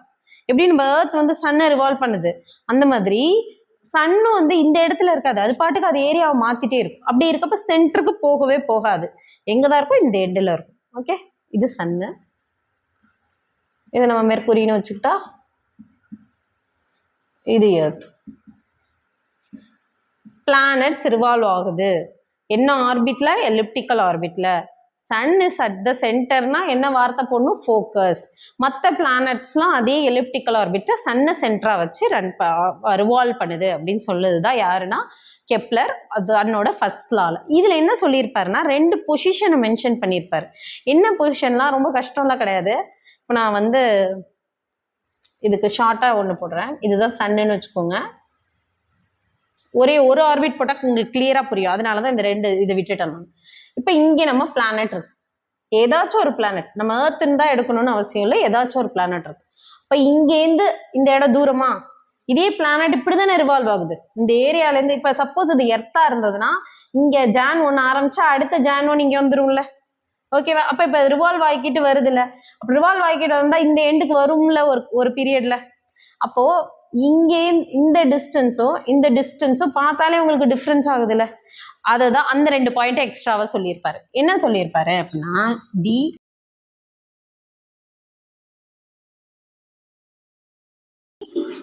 பெரிஜி அப்படிங்கிற 2 பொசிஷனை பத்தி எக்ஸ்பிளைன் பண்ணியிருப்பாரு இவர். இது வரைக்கும் யாரும் அதை பத்தி சொல்லியிருக்க மாட்டாங்க. அப்போஜி பெரிஜி. அப்போஜி எப்படின்னா தூரமா இருக்குன்னு அர்த்தம். farthest point.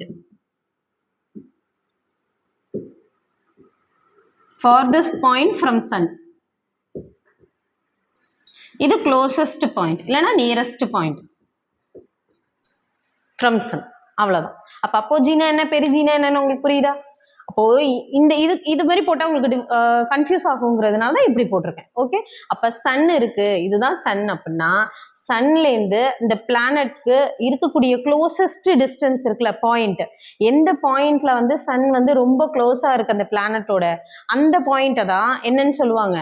பெரிஜி பொசிஷன் அப்படின்னு சொல்லுவாங்க. ஓகேவா? இதுவே எந்த பிளானட்டை சன்லேருந்து அதிகபட்ச தொலைவில் இருக்கக்கூடிய பாயிண்ட்டை தான் அப்போஜி பொசிஷன் சொல்லுவாங்க. ஓகேவா? புரியுதா? இதுதான் வந்து ஃபர்ஸ்ட் லால சொல்லியிருப்பாரு. ஒரு டைம் எக்ஸ்பிளைன் பண்ணிடவா? ஒரே ஒரு டைம் கடகடன்னு. Kepler's law of planetary motion. இப்ப நம்ம பார்க்க போறது என்னன்னா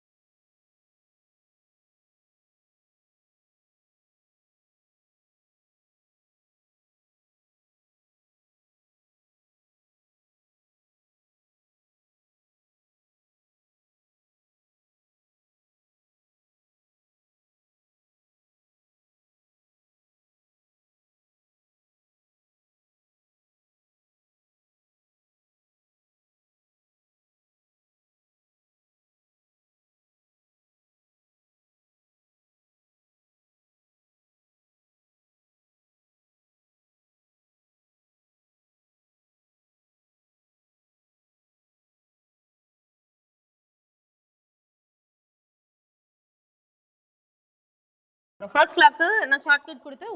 ஓனா ஆர்பிட்.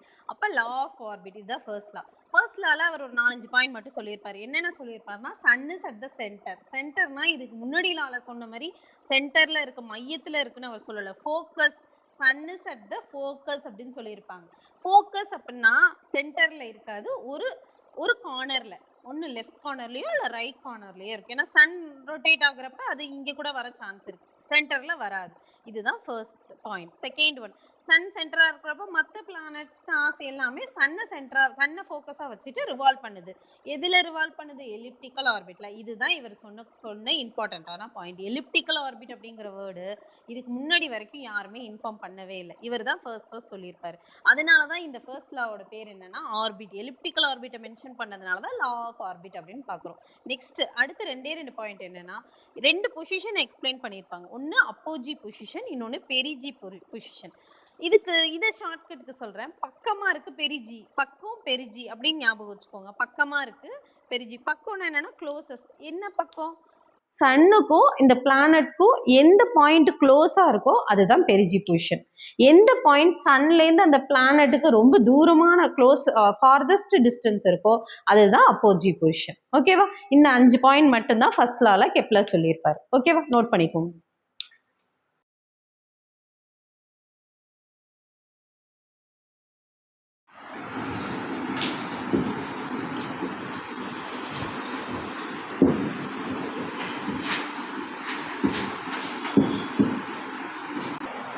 ஏற்கனவே கெப்லர்ஸ் ஃபர்ஸ்ட் லா பார்த்தோம். ஃபர்ஸ்ட் லாக்கு இன்னொரு பேர் என்ன பார்த்தோம்? Very good, law of orbit. அதுக்கு ஷார்ட்கட் வந்து என்ன சொல்லியிருந்தேன்? ஓஏபி. அப்போ ஓ முடிஞ்சிச்சு. அப்போ இது செகண்ட் லாக்கு என்ன வரும்? Good, law of areas. இது எப்படின்னு சொல்லுவாங்கன்னா ஈக்குவல் ஏரியாஸ். அதை பற்றி தான் நம்ம பார்க்க போகிறோம். அதனால லா ஆஃப் ஈக்குவல் ஏரியாஸ் ஞாபகம் வச்சுக்கோங்க. இந்த ஏ தான் ஷார்ட்கட். ஓகே, இப்போ செகண்ட் லால என்ன சொல்றாங்க அப்படின்னா அதே டயக்ராம் தான் வரணும். சன் ஃபோக்கஸ்ல இந்த மாதிரி வரைஞ்சிட்டு இதுதான் சன்னு. நம்ம பிளானட்ஸ் இங்க இருக்கிறப்ப என்ன ஏரியா கவர் ஆகுது, இங்க நம்ம பிளானட் இருக்கப்ப என்ன ஏரியா கவர் ஆகுது, அதுதான் நம்ம பார்க்க போறோம். இங்க இருந்தா அது என்ன பொசிஷன் சொன்னேன்? இந்த farthest position from the sun வந்து என்ன? Apogee. Very good. The closest position from the sun perigee. இப்போ அந்த 2 பாயிண்ட்டை பத்தி நம்ம பார்ப்போம். இதுல என்ன சொல்றாங்கன்னா ஏரியாவை பத்தி சொல்றாங்க. அப்படின்னா என்னன்னா ஒரு லைன் வரைஞ்சுக்கணும். எங்கேருந்து? இங்க சன்லேருந்து ஒரு பிளானட்டுக்கு.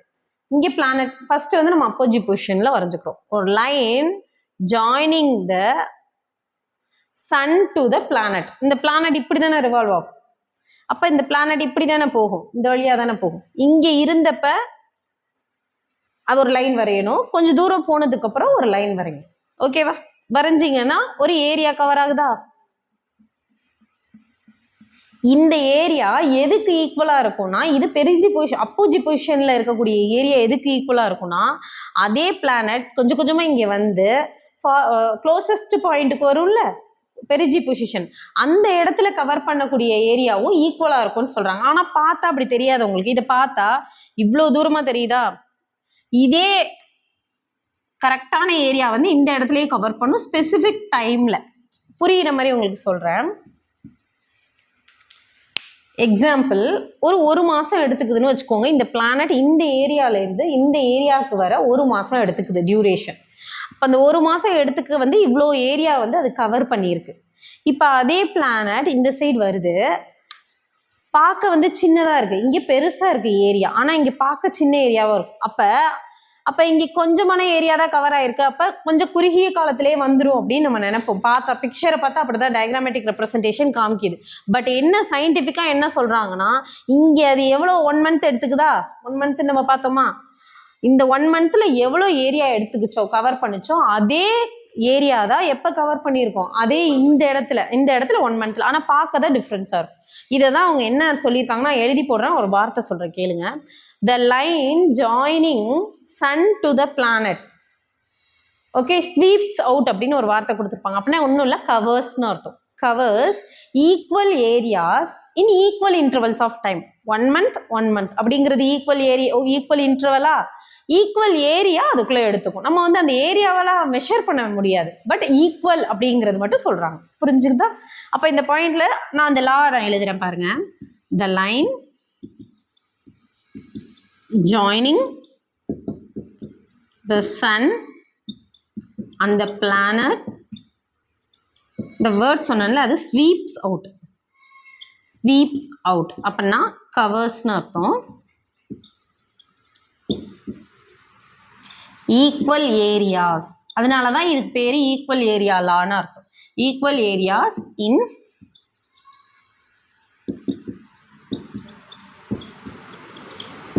ஈக்குவல் இன்டர்வல்ஸ் ஆஃப் டைம், இல்லைன்னா ஒரே டியூரேஷன்லன்னு அர்த்தம்.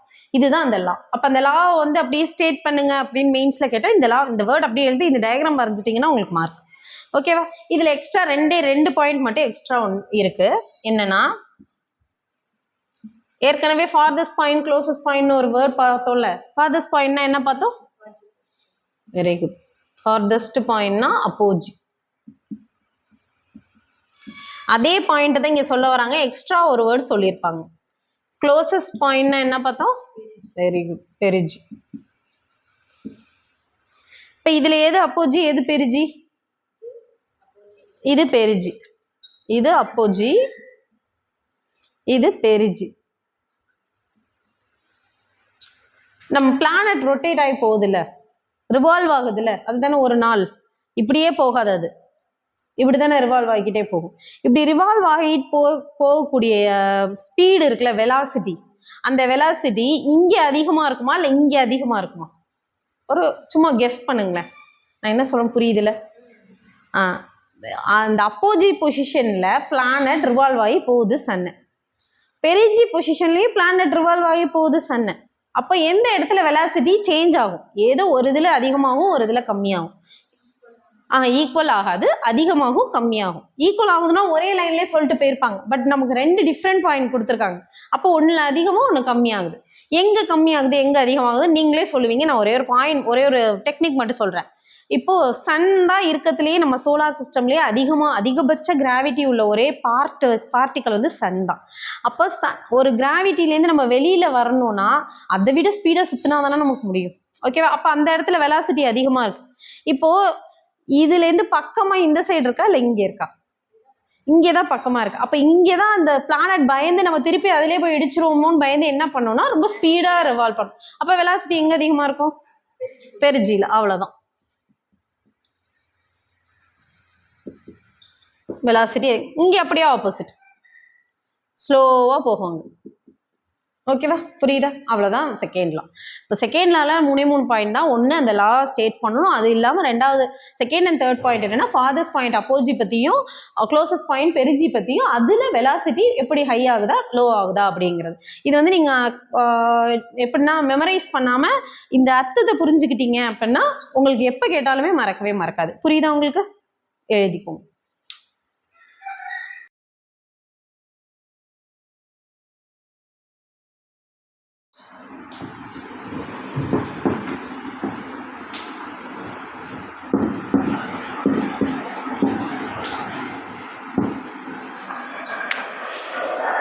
ஏற்கனவே கெப்லர்ஸ் 2 லா பார்த்தோம். என்ன law? First law, second law. First லாக்கு லா ஆஃப் ஆர்பிட், செகண்ட் லாக்கு law of areas. Very good. Law of areas, law of equal areas பார்ப்போம். அது ஷார்ட்கட் வந்து OAPன்னு பார்த்தோம். அப்போ லாஸ்ட் உள்ளது என்னது? பீரியட்ஸ். அவ்வளோதான்.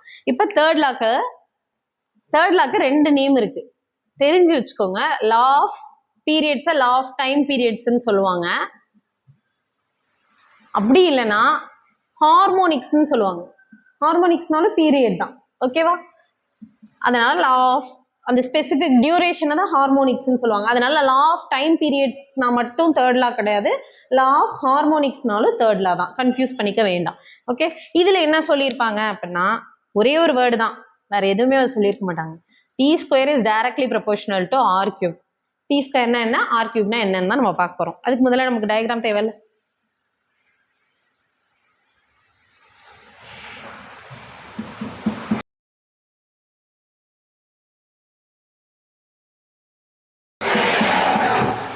சன்னு இங்கே இருக்கு. இப்போ இதில் நம்ம 2 இம்பார்ட்டண்ட்டான ஆக்சிஸ் பற்றி தெரிஞ்சுக்கணும். ஆக்சிஸ்னா என்ன?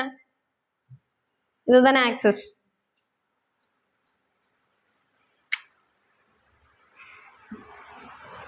இதுதானே ஆக்சிஸ். இது இங்கே இருக்குங்கிறதுனால இதுக்கு ஆக்சிஸ் போடக்கூடாது. நார்மலாக சென்டராக வச்சுட்டு இதுதான் ஆக்சிஸ். இதில் இது சின்னதாக இருக்கா இல்லை இது சின்னதாக இருக்கா? மேலே இருக்கிறதா சின்னதாக இருக்கு. அதனால இதை வந்து மைனர் ஆக்சிஸ்ன்னு சொல்லுவாங்க. மைனர்னா சின்னதுல மைனர் ஆக்சிஸ். இது மேஜர் ஆக்சிஸ். புரியுதா? இப்போ இந்த மேஜர் ஆக்சிஸ் இருக்குல்ல, இந்த மேஜர் ஆக்சிஸ்ல இந்த பார்ட் மட்டும் தான் நம்ம எடுத்துக்க போறோம். செமி மேஜர் ஆக்சிஸ் மட்டும் தான் எடுத்துக்க போறோம். செமி மேஜர் ஆக்சிஸ் எதுனா கியூப்ல R. புரியுதா உங்களுக்கு? இப்போ நம்ம என்ன அப்படிங்கறத பார்ப்போம். T², Tனா என்ன அப்படின்னு பார்க்கணும். பிளானட்டா?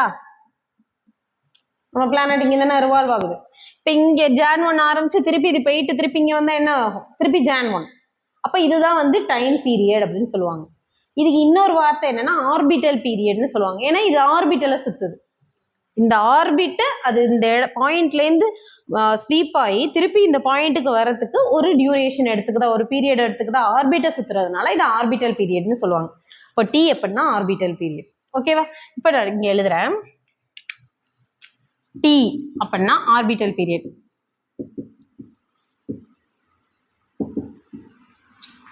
R அப்படின்னா semi major axis. Semi major axis, major ஆக்சிஸ்லயே பாதி தான் நீங்க எடுக்கணும்.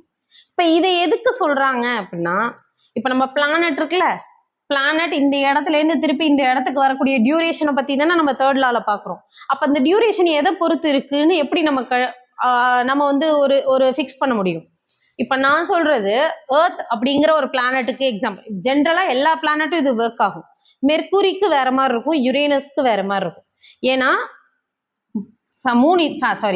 சன் இதுனா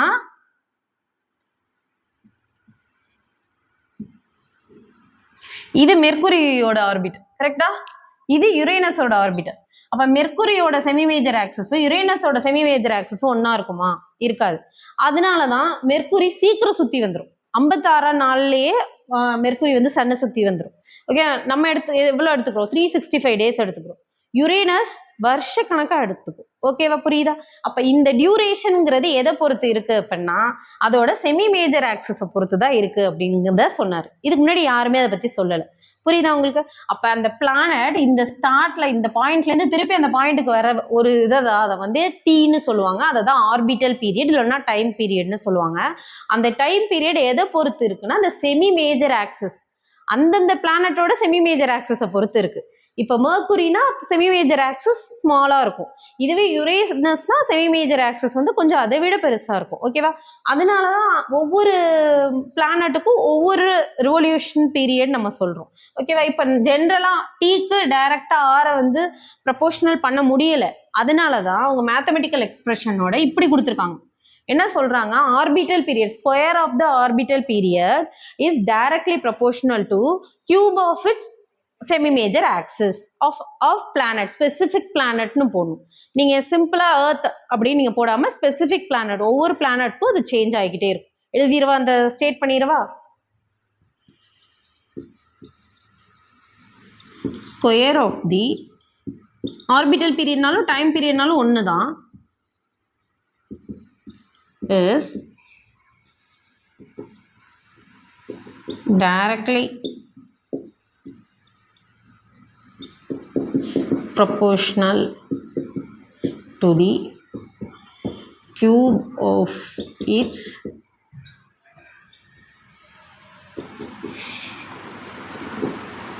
semi major axis. சில இடத்துல a கியூப்னு போடுவாங்க, சில இடத்துல r கியூப்னு போடுவாங்க. அது ஒவ்வொரு இது. இந்த t square is directly proportional to a கியூப்னு போட்டாலும் கரெக்ட் தான், r கியூப்னு போட்டாலும் கரெக்ட் தான். ஏன்னா ரேடியஸ்னு சில டைம் ஆர்னு மென்ஷன் பண்ணி போடுவாங்க, சில இடத்துல சில புக்ல ஏன்னு போடுவாங்க. இந்த ரெண்டே தெரிஞ்சு வச்சுக்கோங்க.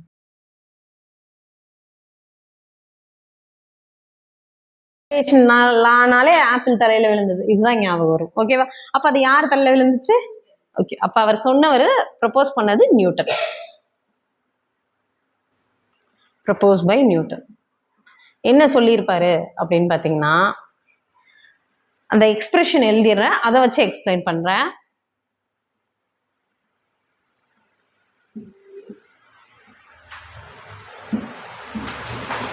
ஓகேவா? இதுதான் அவர் சொல்லியிருப்பாரு. F is directly proportional to m1 m2 by r square. First கன்ஃபியூசிங்கா இருந்தாலும் இப்ப நான் சொல்றேன், எக்ஸ்பிளைன் பண்ணிடுறேன் உங்களுக்கு. என்ன சொல்லியிருப்பாருன்னா, நம்ம யூனிவர்ஸ்ல இருக்கக்கூடிய பார்ட்டிகல்ஸ்லாம் இருக்குல்ல, ஏதோ 2 பார்ட்டிகல் எடுத்துக்கிறாரு. இந்த 2 பார்ட்டிகல் என்ன ஃபோர்ஸ்ல அது சுத்துது, அதுக்கு ஒரு பார்ட்டிகலுக்கு இன்னொரு பார்ட்டிகலுக்கு நடுவில் என்ன ஃபோர்ஸ் இருக்கு, என்ன விசை இருக்கு அப்படிங்கிறத வந்து நம்ம யோசிச்சிருக்கவே மாட்டோம். பட் அவர் வந்து ஏன் அது போனது திருப்பி இங்க வந்துச்சு அப்படின்னு எக்ஸ்பிளைன் பண்றப்ப இதை கொண்டு வந்திருக்காரு. ஓகேவா? அதுக்குதான் இந்த எக்ஸ்பிரஷன் வந்து கொடுத்துருக்காங்க. எஃப்னா force, force between any 2 object. இதை தான் எடுக்கணும்னு அவசியம் இல்லை. எனி 2 ஆப்ஜெக்ட் m1, அந்த ஒரு ஆப்ஜெக்ட் இருக்குல்ல அதோட mass of a object, mass of one object. இது second one object. r square, r distance between the centre of two objects. எந்த டூ ஆப்ஜெக்ட்ஸ் எடுத்தோமோ அதை தான் சொல்கிறாங்க. ஓகேவா? இப்போ பார்ப்போம். ஒரு ஆப்ஜெக்ட், இது ஒரு ஆப்ஜெக்ட். இந்த ரெண்டு ஆப்ஜெக்டும் என்ன ஃபோர்ஸில் ரொட்டேட் ஆகுது, எந்த ஃபோர்ஸில் இது இது எப்படி பிடிச்சி இழுக்குது, அது எதை டிபெண்ட் பண்ணி இருக்கு அப்படிங்கிறத இப்போ நம்ம பார்ப்போம். அப்போ முதல்ல நமக்கு என்ன தேவை?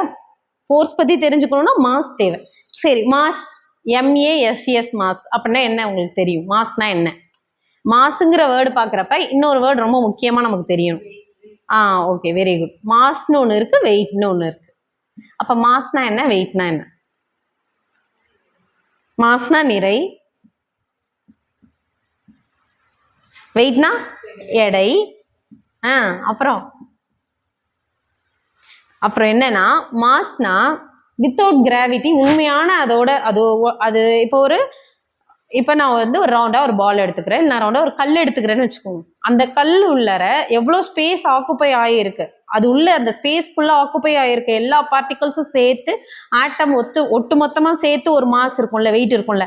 நம்ம வெயிட்டுன்னு நம்ம எல்லா ஒட்டுமொத்தம் பொதுவாக வெயிட்டுன்னு சொல்லி வெயிட்னா ஒன்று தான், மாஸ்னா ஒன்று தான் அப்படின்னு நம்ம நினச்சிட்டோம். ஆக்சுவலாக mass is different, weight is different. அப்போ என்ன டிஃப்ரெண்ட் அப்படின்னு பார்த்தீங்கன்னா, வித்தவுட் கிராவிட்டி அதில் இருக்கக்கூடிய எல்லா ஃபுல் பருப்பொருட்களோட நிலையை தான் நம்ம மாஸ்ன்னு சொல்லுவாங்க. வித் கிராவிட்டியை தான் நம்ம வெயிட்டுன்னு சொல்கிறாங்க. ஓகேவா? அப்போ ஆக்சுவல் வெயிட்டை தான் நம்ம மாஸ்ன்னு சொல்லுவாங்க. ஆக்சுவல் வெயிட், நம்ம வெயிட்னு சொல்லியே வெயிட்னு ஞாபகம் புரிஞ்சுக்கிறதுக்கு வெயிட்னு ஞாபகம் வச்சுக்கோங்க. Mass correct. நெக்ஸ்ட், இப்போ வெயிட் அப்படின்னு இதுல இருந்தானே இது வருது, கரெக்ட். இப்போ வெயிட் அப்படின்னு பார்த்தீங்கன்னா டிரைவ் குவான்டிட்டி. அப்போ வெயிட்னா எப்படி? mg. mனா இந்த மாசு, g அப்படின்னா கிராவிட்டி. ஓகேவா? அப்போ நம்ம பூமியில நமக்கு ஏற்கனவே தெரியும், ஸ்கூல் புக்ல நம்ம பார்த்துருக்கோம். இங்க வந்து இப்போ சப்போஸ் வந்து ஒரு 60 kg இருக்க அப்படின்னா நிலால எப்படி இருக்கும்? இப்போ நானே வச்சுக்கோங்களேன், நான் 60 kg இருக்கேன்னு வச்சுக்கோங்க. இப்போ ஏர்த்தில் நான் 60 kg இருக்கேன். இதே நான் நிலாவுக்கு போயிட்டேன். நிலாவில் போய் பார்க்குறப்ப என்னோட வெயிட் எப்படி இருக்கும்? நம்ம ஏற்கனவே பார்த்துருக்கோம், கிராவிடேஷனல் ஃபோர்ஸ் வந்து ஏர்த்தை விட 1/6 தான் இருக்கும் மூணில். அப்போ நான் 60 இருந்தேன், அங்கே எவ்வளோ காமிக்கும்னுட்ட நான் என் வெயிட் மிஷின் எடுத்துகிட்டு போய் போட்டு பார்க்குறேன் மூணில். அப்போ எனக்கு எவ்வளோ காமிக்கும்? வெறும் 10 தான் காட்டும். ஓகேவா? புரியுதா? அப்போ 1/6 கம்மியாக இருக்கும், 1/6 தான் இருக்கும் அங்கே மூணுலேயே. அப்போ புரிஞ்சுக்கோங்க, வெயிட்டுங்கிறது ஒவ்வொரு பிளானட்டுக்கும் சேஞ்ச் ஆகிக்கிட்டே இருக்கும். ஏன்னா அதோட கிராவிடேஷனல் ஃபோர்ஸ் வந்து எவ்வளோ அதிகமாக இருக்கா கம்மியாக இருக்கா அதை பொறுத்து அதிகமாகிக்கிட்டு இருக்கும், கம்மியாக ஆகிட்டு இருக்கும். அப்போது கிராவிட்டியை பொறுத்து தான். கிராவிட்டி நமக்கு 9.8 மீட்டர்/செகண்ட் நம்ம பார்த்துருப்போம். நம்ம இருக்கக்கூடிய மாசோட இந்த கேல்குலேட்டர்லாம் எல்லாத்துக்கும் பண்ணிட்டுலாம் இருக்க முடியாதுங்கிறதுனால தான் வெயிட்டை பார்த்தோன்னே வெயிட்டுன்னு நம்ம ஒரு வார்த்தையில் சொல்லிட்டு போயிடுறோம். ஓகேவா? இப்போ நான் வந்து என்னோட மாஸ் என்னன்னு நம்மளால கண்டுபிடிக்க முடியுமா? முடியும். இந்த 9.8 வச்சு நம்ம கண்டுபிடிக்க முடியும். பட் எல்லா டைமுமே நம்ம அதை பண்ணிட்டு இருக்க முடியாது இல்லை. இப்போ 1 கிலோ தக்காளி வாங்குறோம்னா அதில் வந்து நம்ம மாஸ் என்ன வெயிட் என்ன நம்ம கண்டுபிடிக்கணும்னு அவசியம் கிடையாது. நம்ம பொதுவாக எல்லாத்துக்கும் வெயிட்னு சொல்லி வெயிட்டோட அர்த்தம் வேறங்கிறது தெரியாமல் போயிடுச்சு. தெரிஞ்சுக்கோங்க, மாஸ்னா என்ன வெயிட்னா என்னன்னு. மாஸோட கிராவிட்டி கம்பைன் ஆனால் வெயிட். இப்போ ஆனால் நம்ம பார்க்க போகிறது மாஸ் மட்டும்தான், வெயிட் கிடையாது.